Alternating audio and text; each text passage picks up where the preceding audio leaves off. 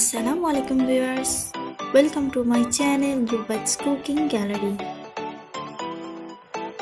আসসালামু আলাইকুম এভরিওয়ান। যেই গরম পড়েছে এই গরমে একটু ঠান্ডা ঠান্ডা লাস্সি না খেলেই না। তাই আজকের আয়োজনে আপনাদের তৈরি করে দেখাবো ম্যাঙ্গো লাস্সি। একটি ব্লেন্ডার জগ নিয়ে নিয়েছি আর বড় সাইজের দুইটা মিষ্টি পাকা আম কিউব করে টুকরো করে নিয়েছি।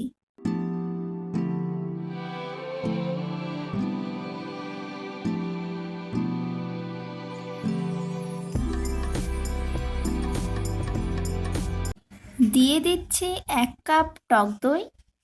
আমি টক দইটা আগে থেকে একটু ফেটে নিয়েছি যার ফলে পাতলা দেখাচ্ছে। এরপর দিয়ে দিচ্ছি 1/2 কাপ লিকুইড দুধ।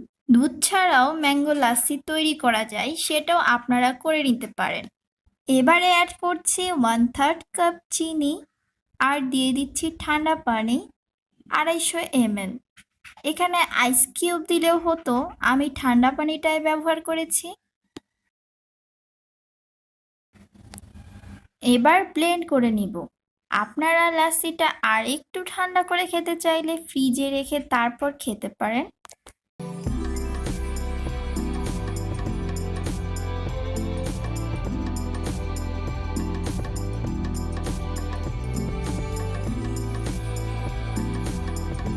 ফাইনালি আমের লাস্সিটা তৈরি হয়ে গেল। এখন একটি ড্রিঙ্কস গ্লাসে ঢেলে নিচ্ছি। আমি যতটুকু উপকরণ দিয়ে আমের লাস্সিটা বানিয়েছি এতে 4 থেকে 5 জনের জন্য হয়ে যাবে। আপনাদের মেম্বার বেশি হলে উপকরণগুলো আর একটু বাড়িয়ে নেবেন। একটু ডেকোরেট করার জন্য আমের ছোট ছোট টুকরো এইভাবে সাজিয়ে দিচ্ছি, দেখতে ভালো লাগার কারণে। আশা করি আমার আজকের রেসিপি আপনাদের ভালো লাগবে। সবাই ভালো থাকবেন, সুস্থ থাকবেন।